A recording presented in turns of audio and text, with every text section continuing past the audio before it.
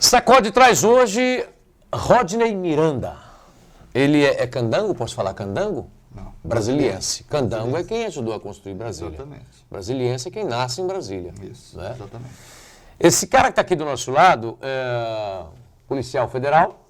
Esse cara é graduado, né, em administração e também em direito. Um homem especialista em segurança pública. Um homem de atitudes, vamos dizer assim, bem atuantes e que o sorriso dele ele prefere colocar para fora a base do trabalho. Secretário, esse cara que está aqui do nosso lado, só para você ter ideia, foi o homem que liderou a captura, a caça, né, que o mundo inteiro acompanhou ao Lázaro Barbosa, exatamente. Quando todo mundo achava que o Lázaro não estava naquela região, eu fui um dos repórteres que cheguei a questionar isso, mas será que o Lázaro ainda está aqui? Depois de 13, 14, no 15º dia, ele captura o Lázaro. Mas capturou o Lázaro da forma que o Lázaro quis vir. Né? Você está vendo as imagens aí de como que o Lázaro quis vir. O Lázaro quis vir morto mesmo. O Lázaro não quis se entregar. E esse homem que está aqui do nosso lado, que assumiu a Secretaria de Segurança Pública do seu estado, mas ele é de Brasília. Quem é de Brasília é goiano. Foi lá e trouxe esse homem do jeito que ele queria vir, que foi morto. A partir daquele momento que você começou, que, olha, tem um homem desafiando as forças de segurança. O senhor foi para lá, para o fronte. Poderia ter ficado aqui, mandado seus policiais. Por que o senhor decidiu ir para aquela região? Bem, eu fui comunicado que ele tinha feito uma chacina. O DF estava escondido, tentando se esconder aqui em Goiás, num sábado à noite, pelo secretário de Segurança do DF, colega delegado da Polícia Federal, Júlio Danilo. Inclusive pedindo apoio e autorização para que as tropas do DF atravessassem a fronteira e tivessem apoio da gente na captura desse elemento. No domingo, eu coordenei aqui a partir de Goiânia, trabalho, mandei reforçar e fui acompanhando na expectativa dele ser preso ainda no domingo, né? Não, até então tínhamos informações muito superficiais dele. Sabia que era um psicopata, sabia que tinha uma vida criminosa anterior muito pesada no estado da Bahia, alguma coisa também no DF, alguma coisa aqui em Goiás. Só que não houve captura. Na segunda de madrugada eu fui para lá e fiquei lá até 15 dias, até o desfecho que você colocou aqui. Achei importante a minha ida para lá porque, primeiro, era um sujeito extremamente perigoso e que estava aterrorizando aquela comunidade de bem. Segundo, tínhamos várias agências envolvidas, várias. Polícias militares daqui do DF, polícias civis daqui do DF, polícia penal daqui do DF, polícia científica dos 2 estados, corpo de bombeiros dos 2 estados, polícia federal, polícia rodoviária federal, além de apoio no decorrer do tempo, o Exército cedeu alguns equipamentos para a gente, a ABIN também e a Receita Federal. Então, é um trabalho multi-agências, né? E eu liguei para meus pares, tanto do DF, quanto o ministro da Justiça, quanto os diretores das respectivas polícias federais, e falei para eles, olha, vocês estão convidados a vir participar da coordenação com a gente. Todos eles me delegaram a coordenação geral, inclusive das suas tropas. A nossa, a gente comandava. E aí, eu consegui, com isso, fazer a integração de fato que a gente precisava naquele momento. É uma área gigantesca, com centenas, com milhares de pequenas propriedades, além dos distritos, além das pessoas morando lá. Era uma área extremamente acidentada, é uma área extremamente acidentada, de difícil locomoção, com muita mata fechada, com muito rio, riacho. Teve lugar que nem na Amarok, nem na caminhoneta nós conseguimos entrar, conseguimos chegar. Boa parte, só seguia a pé. Eu fiz muita caminhada ali pelo meio. eu e a equipe, mais que eu até. Então, o sujeito, além de muito perigoso, era conhecedor da área. Era mateiro, era caçador. E ele tinha uma característica, Messias, que, assim, ele não estava fugindo. Ele estava no habitat dele. Ele estava se escondendo, que é bem mais difícil do que fugindo. Porque ele fazia armadilha, ele chegou a dar 3 tiros, 2 no rosto e 1 no peito. Graças a Deus, nosso policial estava de colete naquele episódio da família, que esses policiais heróicos salvaram. Enfim, então precisava de todo o nosso empenho. Não quer dizer que a gente tinha 200, 300 profissionais correndo atrás dele. A maior parte do efetivo ficou nas propriedades, ficou nas estradas, ficou nos distritos, nas cidades, para que ele não fizesse outra vítima, porque esse era o principal objetivo nosso. O principal objetivo nosso era não deixar ele machucar mais ninguém. 100% de êxito. O segundo objetivo é restabelecer a tranquilidade da população, 15 dias depois nós fizemos. Então nós tínhamos um pequeno grupo de inteligência, um grupo tático e um grupo de investigação. Esses sim faziam a busca, a captura em cima de informações que chegavam e outras mais que nós utilizamos. Então, assim, foi uma operação de pleno êxito, mas uma operação em que prevaleceu a equipe, prevaleceu o sentimento de equipe. Ali, assim, não importava quem era, se era Polícia Federal, Rodoviária Federal, Militar, Civil, não importava quem era, importava era o resultado. Todo mundo imbuído do resultado, que foi totalmente favorável às forças de segurança. Secretário, nessa busca ao Lázaro, você chegou a imaginar que desistiria, que não pegaria o Lázaro e me disse fora das câmeras que qualquer coisa que acontecesse além disso, ele matasse alguém ou ele fugisse, seria um fracasso até pessoal para o senhor, né? Chegou a pensar em desistir? Nunca. Se tivesse até hoje, vai fazer 1 ano agora, se ficasse até hoje, a gente estava lá. Sério? Só saía de lá com ele.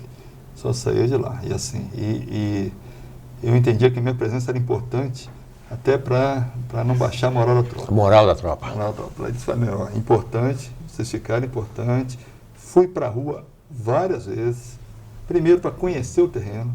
Eu não consigo planejar do ar-condicionado, da tela do computador. Você é o homem do combate de frente, do tete-a-tete? Eu fui talhado de outra maneira. Eu fui sempre policial de rua. Então eu preciso estar no campo para entender, para poder, se for o caso, passar as orientações devidas.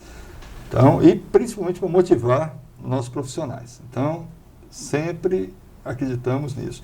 Tinha uma rede de proteção dele que nós conseguimos desbaratar, que dificultou bastante o trabalho, senão eu acredito que em 6, 7 dias... Como é que funcionava essa rede de proteção, Rodney? Parentes.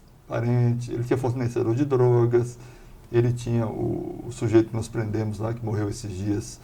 O fazendeiro? O fazendeiro, que ficou com ele escondido durante 5, 6 dias, e que através de uma iniciativa de um oficial, Major Fernandes, lá do batalhão de choque lá do entorno, ele e um outro policial que não me recordo o nome agora, eles foram uma vez, tentaram, cadearam nos portões, proibição do proprietário de entrar, foram uma segunda, tentaram, não conseguiram, na terceira vez que eles foram passando os arames, atravessando os arames, a pé, os dois, até que conseguimos descobrir, então, uma iniciativa dele, então, já citei 2 aqui, de fundamental importância nesse evento.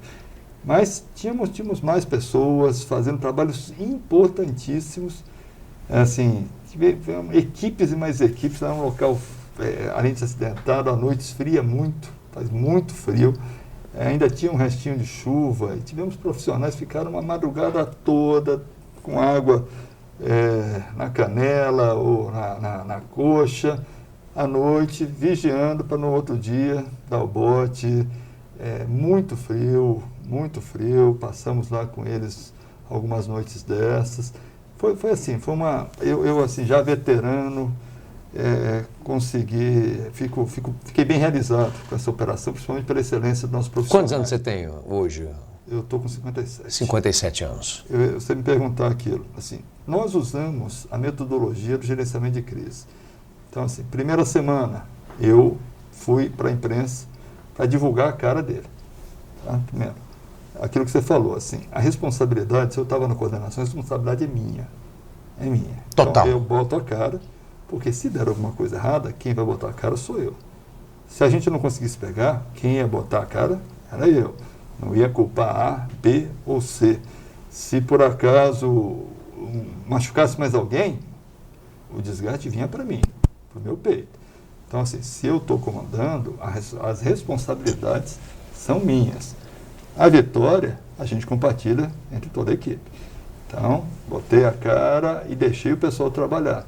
Em várias ocasiões, a gente recebia uma informação de inteligência e não queria que a imprensa acompanhasse, e não é porque não confiasse, é porque o tumulto podia espantá-lo. Né? E qualquer informação que vaza faz correr, né, Rodney? E aí eu saía com a minha equipe para uma outra informação menos quente que aquela, e chamava a imprensa para me acompanhar, e o pessoal podia fazer a verificação com mais calma. Então aquela correria nossa, muitas delas ali, era A maioria foi informação real. Quente mesmo. Foi, né? Que a gente foi, vocês ficavam sabendo, a gente acompanhava. Tínhamos uma preocupação, logicamente, com a segurança. Com a segurança de vocês. O cara era muito perigoso mesmo.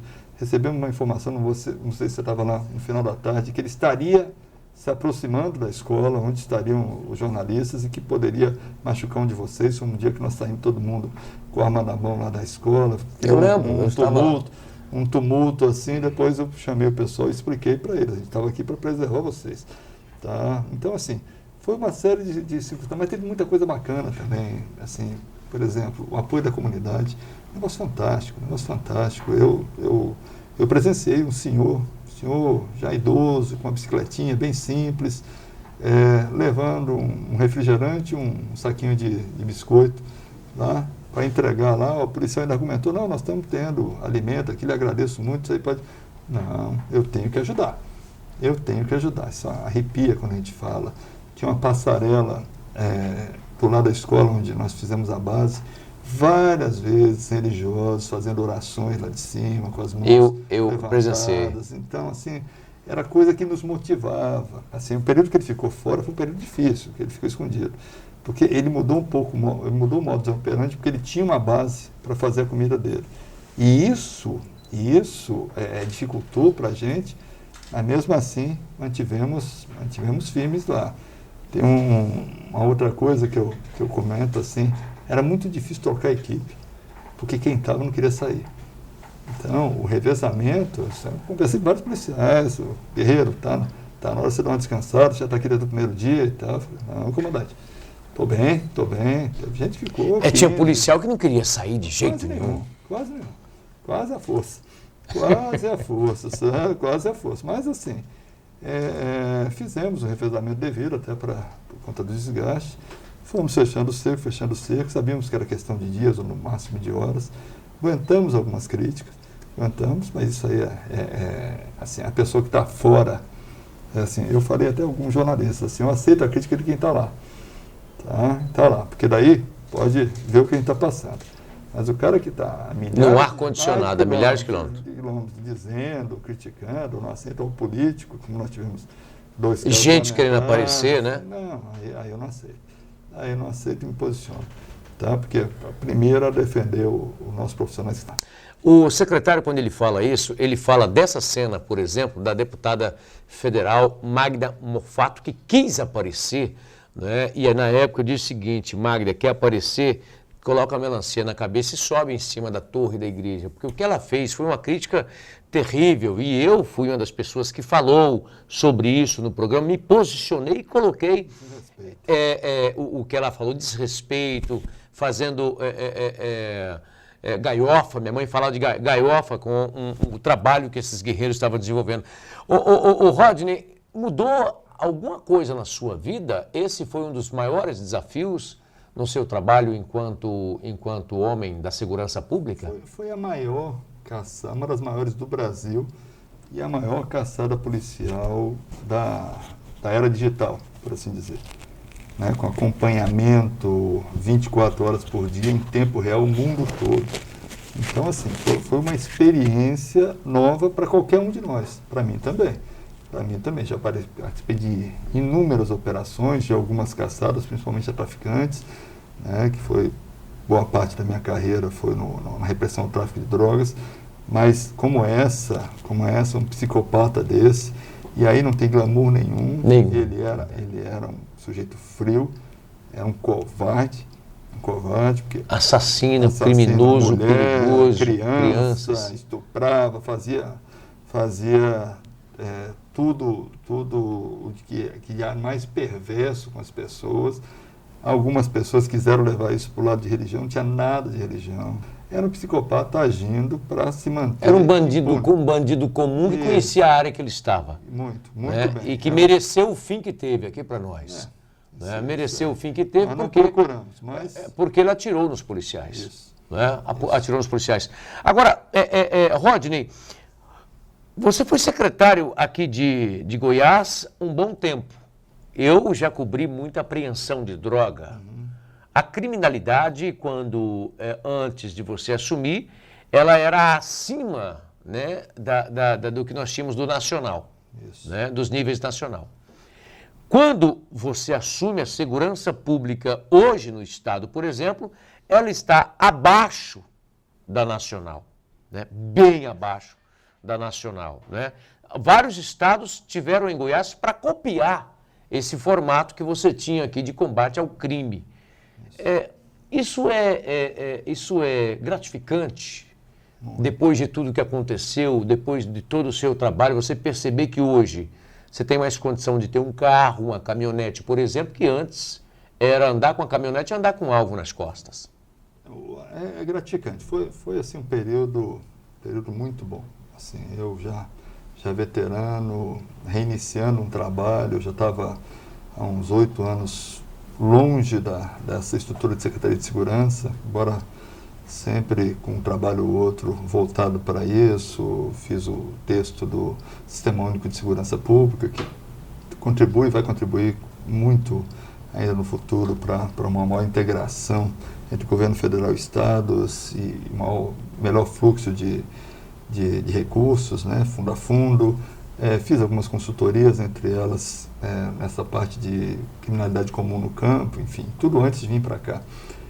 E aí calhou que recebi esse honroso convite, vim para cá, tá? Encontrei um grupo de excelência, e não canso de repetir e agradecer, né, que entenderam bem a nossa filosofia de trabalho. Assim, eu tenho uma filosofia diferente de trabalho de boa parte dos profissionais e os que se dizem profissionais, gestores dessa área. Eu sou um homem de enfrentamento, eu sou um homem do combate. Eu acho assim, são importantes as políticas de prevenção, importantíssimas, importantes as medidas para evitar que o criminoso se torne um criminoso. Tá? Não acredito nessa questão de que é a sociedade que quase que impõe ao criminoso que ele seja criminoso. Não acredito. Tá? Para mim, isso é opção. Mas tem variantes que ajudam? Muito pouco. Hobbes disse que nós somos produto, nós já nascemos mal. Não ou nascemos bom. Acredito. Rousseau disse que nós somos produto do meio. Não acredito. Nem não Hobbes, acredito, nem Rousseau? Não acredito. São filósofos, são teóricos. Né? São teóricos. Eu aqui, 40 anos de vida prática. Na rua. Empirismo? Na rua. Vamos colocar aqui. Tem muita gente que relaciona o desemprego à criminalidade. O cara está desempregado e tal, a criminalidade. Quantos milhões de desempregados nós temos hoje no Brasil? Uns 13, 14 milhões. Imagina se todo mundo fosse virar criminoso. Que sociedade nós teríamos? Tá? Nossa sociedade é uma sociedade de bem, de gente ordeira. E que tem alguns que se desviam, em algum momento, do caminho. O problema é o seguinte, quando ele se desviar e passar para o mundo do crime, aí sim, aí é problema meu. É problema da segurança, é problema da polícia. É isso que eu entendo. É aqui que começa o meu trabalho. Tá? Como ele se transformou, por que ele se transformou, isso aí não é problema meu. O problema meu é combater. Tá? Tem tem programas, tem projetos, tem coisas boas de prevenção, maravilha, de conscientização, maravilha, alguns, principalmente esses que envolvem crianças, para prevenir contra o uso futuro de drogas, eu acho importante. Mas isso não é papel da segurança pública. O papel da segurança pública é enfrentar o criminoso. E por isso que eu acho que tem alguns fatores que acabam incentivando o cara a cometer crime, como, por exemplo, a impunidade. Eu acho que um dos problemas mais sérios hoje do Brasil é a impunidade.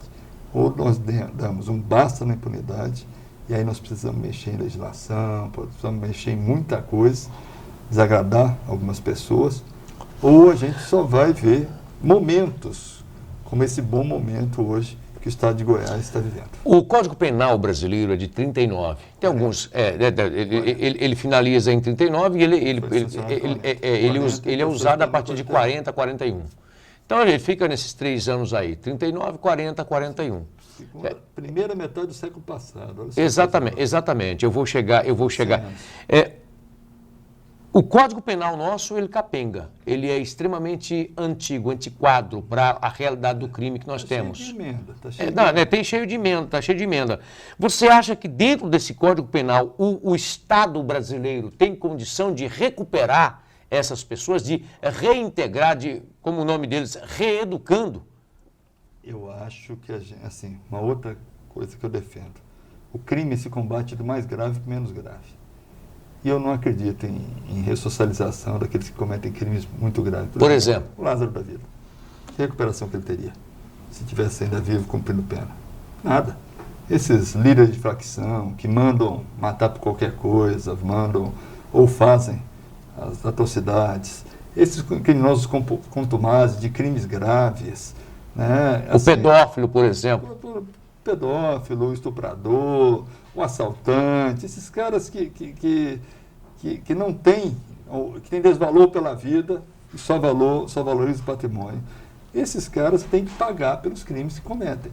O que a nossa legislação faz? Dá N garantias para eles, inúmeras garantias para eles, que não permite que o Estado os puna pelo crime que está cometendo.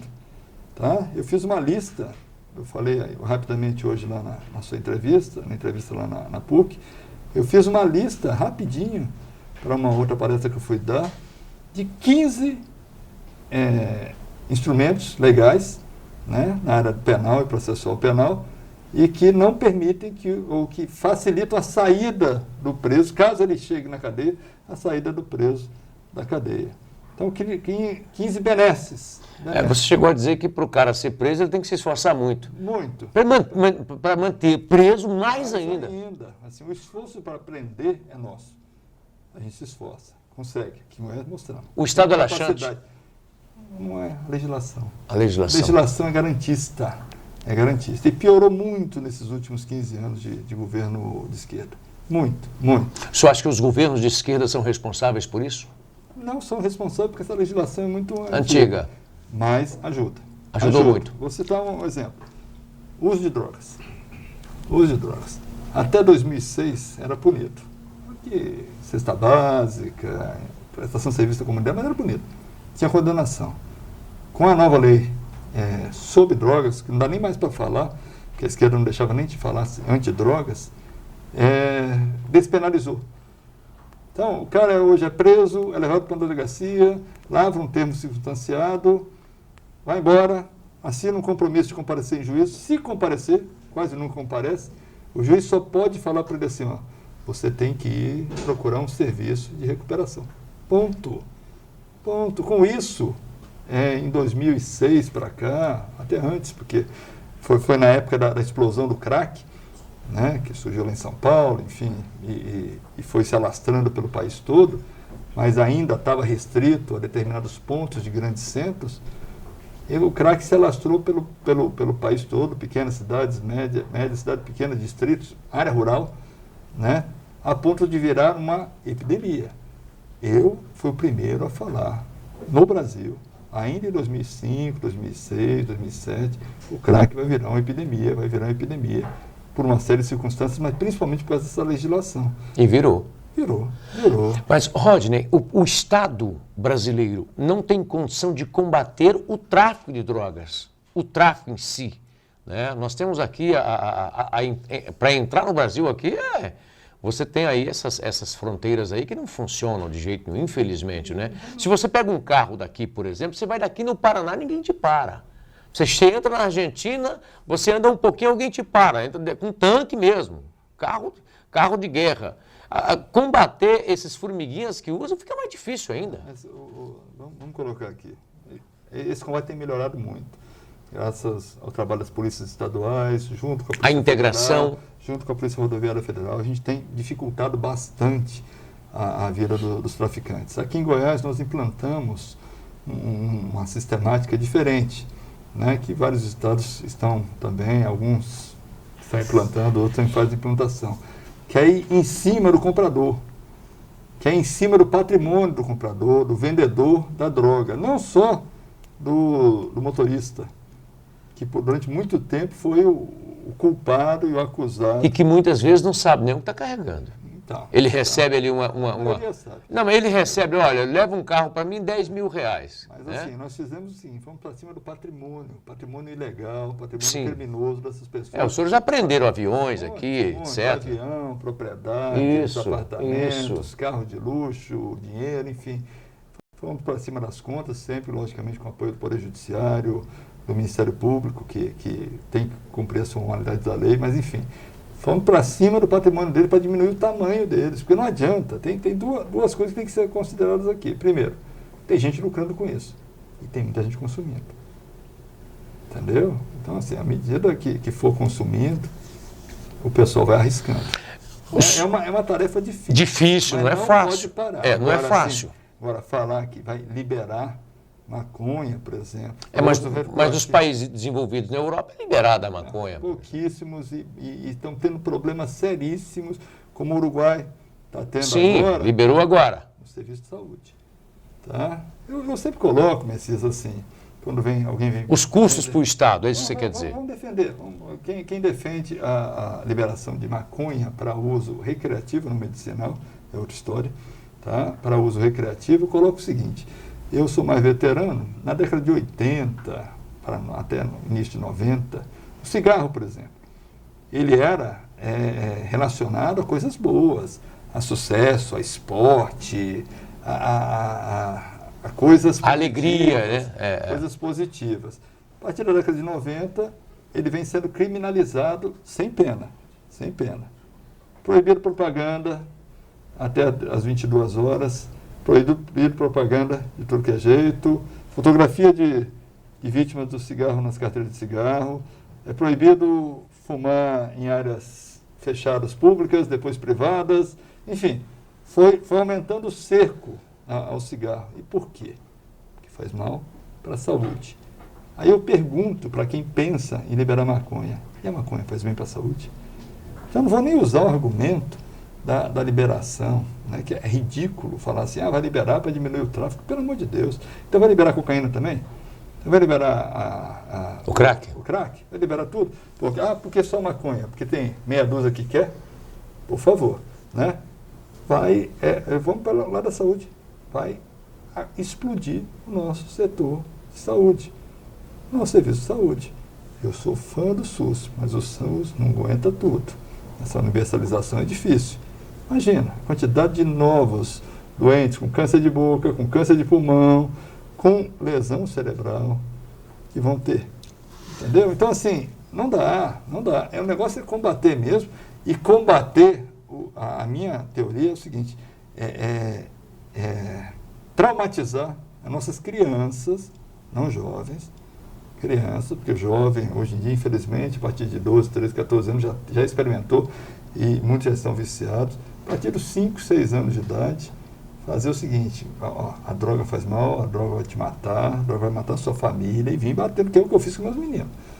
Que é o que eu faço com meus meninos. E que é o que eu falo nas palestras, que eu já dei pelo Brasil todo, tentando orientar os pais e responsáveis. Você já foi jovem, né? Tem que ter, porque uma hora vai aparecer alguém para experimentar. Às vezes até alguém próximo. tá? Bem próximo. E a criança, o jovem, né, já transformado, tem que ter força para dizer não. Não. Não. Tá? Não. Eu não quero isso para mim. Eu não quero isso para minha família. Porque senão, se a gente não fechar essa porta, hoje a porta é gigantesca.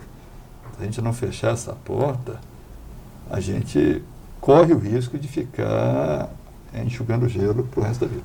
Você saiu da segurança pública, da Secretaria de Segurança Pública, porque jamais você vai sair da segurança pública, você é um homem da segurança pública, tem suas críticas ao Código Penal brasileiro, já esteve, foi prefeito de uma cidade brasileira muito importante, no Espírito Santo, Isso, Vila Velha. Vila Velha, foi suplente de deputado federal, e agora, suplente de deputado federal, e agora vai tentar uma cadeira federal pelo estado de Goiás, não é? Evidentemente, hoje você já é conhecido pelo trabalho que você fez, né, aqui em Goiás. Um homem que conhece de segurança pública. Onde você mexeria nesse Código Penal? O que você pensa do Código Penal? O que você faria como deputado federal para mudar um pouco esse Código Penal? Não só penal, processual penal. Vamos colocar leis criminais. Sim. Primeiro, assim, para quem está nos ouvindo ou nos assistindo, a competência para mexer na legislação criminal no Brasil é exclusiva do Congresso Nacional.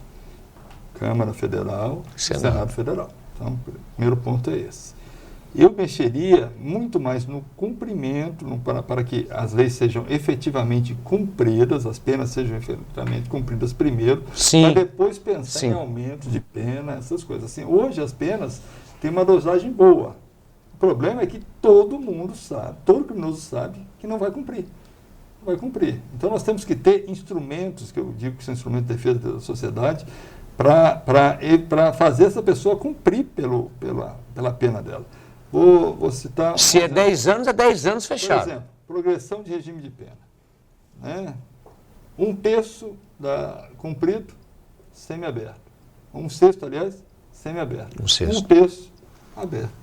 Se o cara fizer muita bobagem, ele fica um pouquinho mais. Se não, antes disso ele já está na rua. Entendeu? Então, mexeria ali.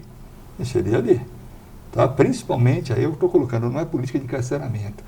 Eu ia te perguntar sobre isso. É política aqui, tem que ter congruência. Do mais grave para o menos grave. Aqueles que cometem crimes graves ou criminosos contumados. Pois é, mas o que você faria com os atuais presídios que são permissíveis, que não têm condição, as pessoas não têm muita condição de trabalhar, né? Outra coisa, eu defendo que o preso tem que trabalhar para pagar a comida que ele come, o colchão que ele dorme, a energia que ele consome, né? Tem que trabalhar.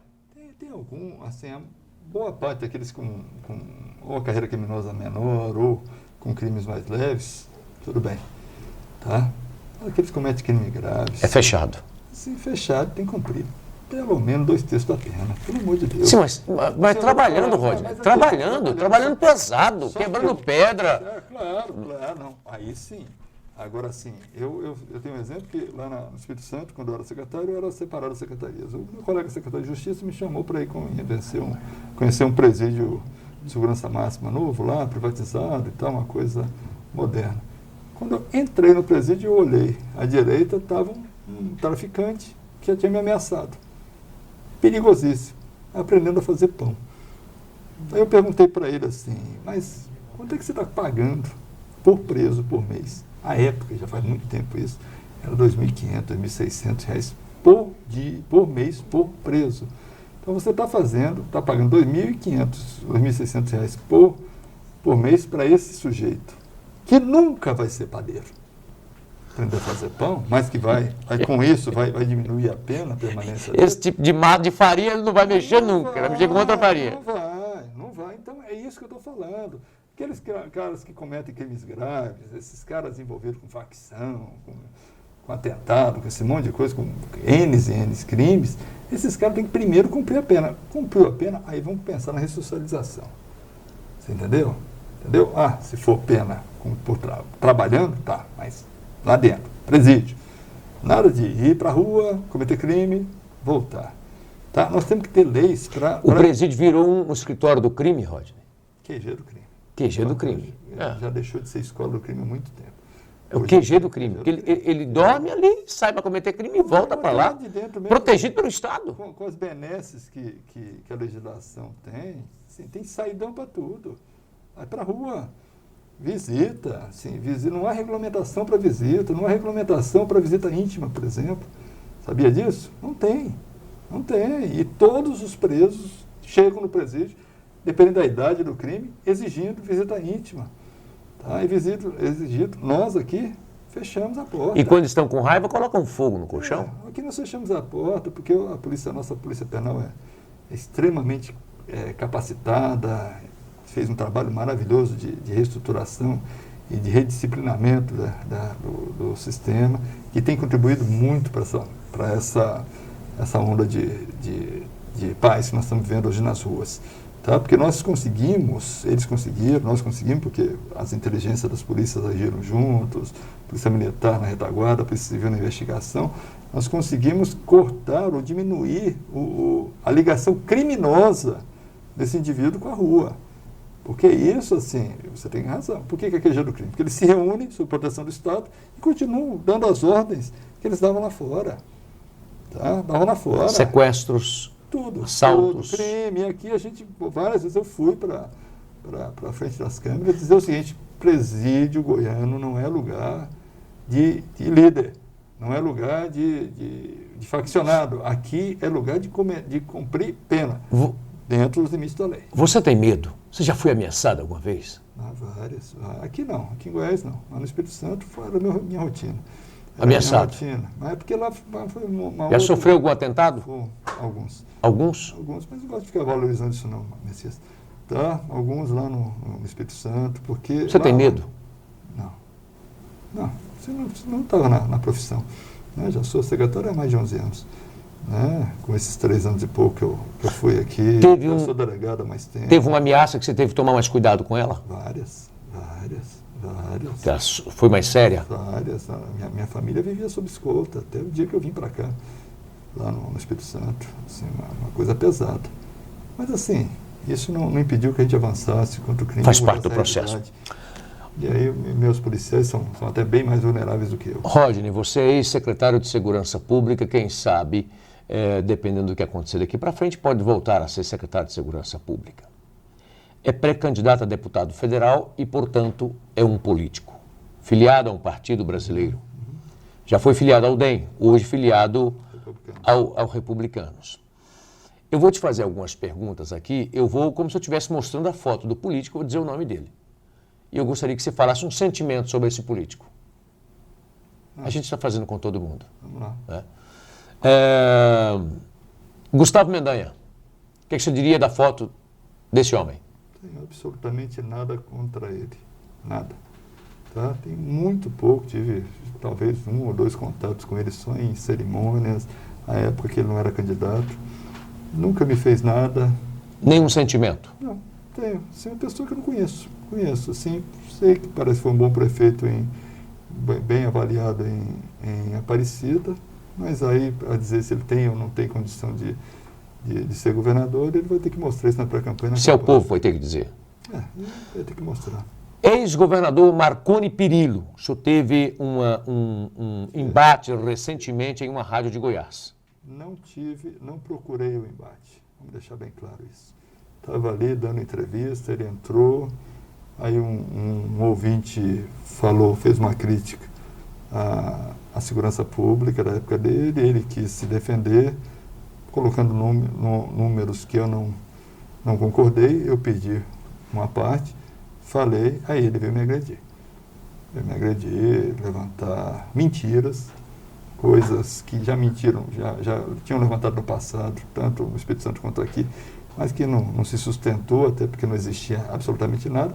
E eu me defendi, falei para ele no final, assim, você está levantando, você está mal informado, você devia se preocupar menos com a minha vida, que eu tenho uma vida honrada, uma vida correta, e mais com a sua, que você está respondendo a inúmeros processos judiciais, inclusive criminais. Aí ele perdeu a paciência, eu continuei até por conta da minha tranquilidade em defender meus posicionamentos, mas de maneira bem firme, falei para ele, vamos botar os 2 patrimônios na mesa, Eu consigo explicar o meu. O senhor consegue explicar o seu? Isso, tá, mas assim, eu nunca encontrei com ele, pessoalmente, assim. E eu não costumo levar essa coisa, eu separo adversário de inimigo. Tá? Eu tenho alguns inimigos fora daqui. Tem, que tentaram me matar, que ameaçaram, enfim. Mas na política a gente tem adversário. Major Vitor Hugo, pré-candidato a governador pelo PL. Pouquíssimo contato com ele. Pouquíssimo contato com ele. Não tenho nem como avaliar. Tá? Tenho como avaliar. Vi que foi deputado federal, é de primeiro mandato. Na nossa área, não vi grandes iniciativas, né? Mas também zero contato com ele, uma ou outra cerimônia. Nunca ouvi dizer que ele falou nada contra mim e nunca ninguém vai ouvir dizer que eu falei nada contra ele, porque eu não tenho nada contra ele. Ex-presidente Luiz Inácio Lula da Silva. Um desastre. Um desastre. Desastre para o país. Tá? Assim, se ia participar de um debate, algumas pessoas falando que ele foi absolvido. Não foi absolvido nada. Foi beneficiado por essa legislação garantista que nós temos. Tá? Muitos crimes que ele cometeu, porque foi comprovado em primeiro e segundo grau, independente de quem for o juiz, e por uma questão jurídica, dizendo, o juiz Sérgio Moro não era competente era a Justiça de São Paulo, reiniciaram todos os processos dele. Então, como os crimes dele tinham penas leves, a maioria, se não todos, caíram na prescrição. Então, assim, agora cometeu crime, está comprovado. Primeiro grau, segundo grau e STJ.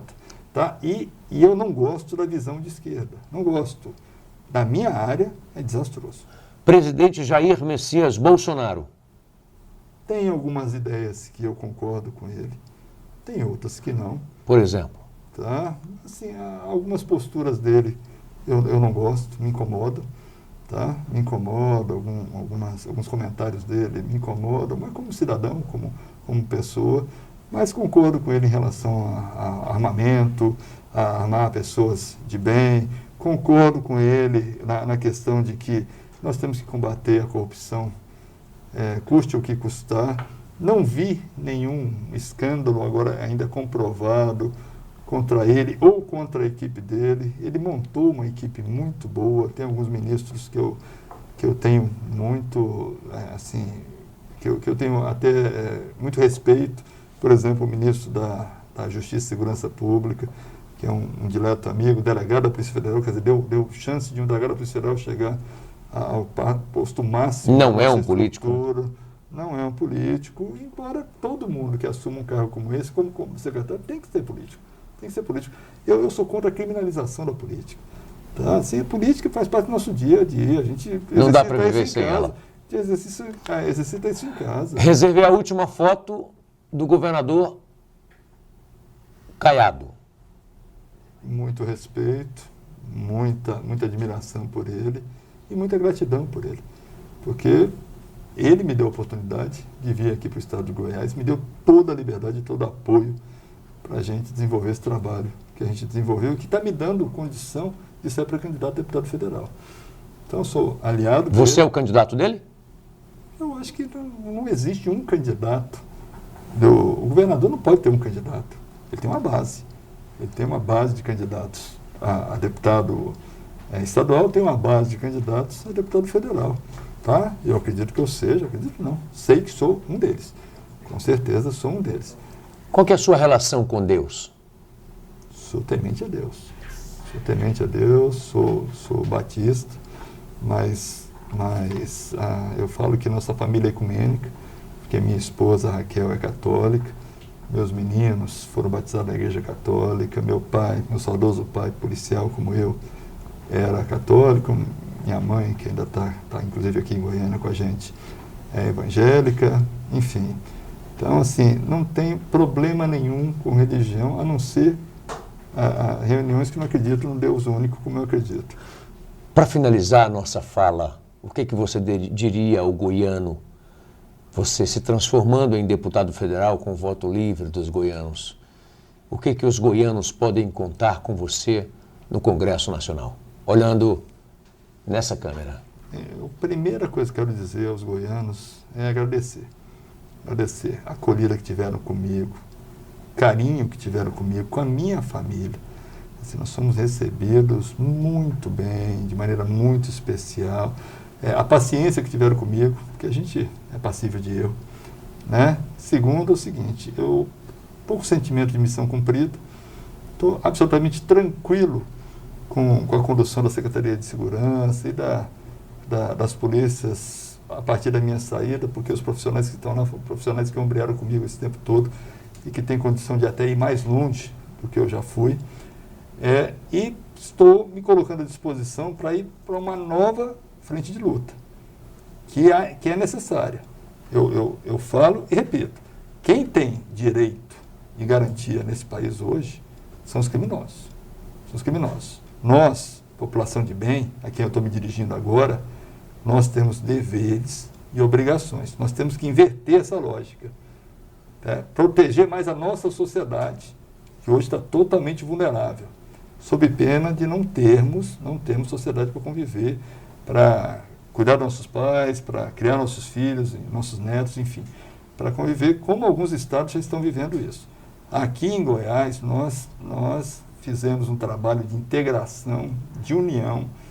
Aí eu coloco todas as forças de segurança, estaduais, federais, municipais, através das guardas, as prefeituras que nos apoiaram, a sociedade que nos apoiou, o Poder Judiciário, o Ministério Público. Todos nós nos unimos e fizemos um pacto de basta violência. E deu muito certo. Mas foi no peito. A manutenção disso requer um apoio legislativo. Um apoio legislativo de mudança de leis, de atualização de leis. E é para isso que eu estou me predispondo como pré-candidato a deputado federal. Levar-me essa experiência de rua, do enfrentamento da violência, para o Congresso e a voz dos nossos profissionais, principalmente das forças de segurança, mas dos outros profissionais também envolvidos nisso, para que a gente possa alcançar essa mudança tão necessária. Então, estou colocando à disposição e se Deus entender que for esse meu caminho, eu prometo honrar cada gesto de apoio que estou tendo, que vou ter e cada voto, com certeza. Senhoras e senhores, falei aqui com ele que é pai de 4 filhos, um homem da segurança pública, um homem do direito, especialista no meio e que fizemos uma avaliação breve aqui sobre o estado de Goiás, a quem eu quero agradecer, Rodney Miranda, render aqui os nossos mais sinceros respeitos e também o nosso desejo de boa sorte nessa nova caminhada sua na política, que nós possamos usar a política com P maiúsculo para que possamos transformar as vidas do povo goiano e, consequentemente, do povo brasileiro. Amém, amigo. Amém. Desejo também que vocês continuem com esse sucesso que vocês estão tendo aqui. Esse foi o Sacode de hoje, com essa figura ligada à segurança pública, o homem que, na sua coordenação, conseguiu matar, né, em um combate, porque foi assim que o Lázaro decidiu vir morto. Um dos maiores criminosos, dos mais procurados criminosos da história do mundo aqui no estado de Goiás. Até nosso próximo encontro.